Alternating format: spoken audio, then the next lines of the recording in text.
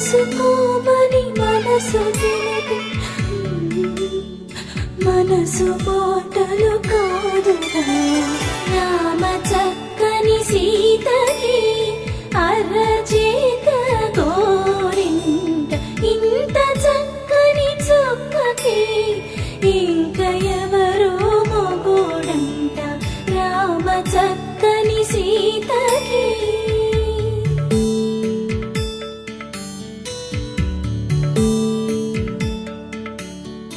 Induvadana కుందరదన మందగమన Bhama.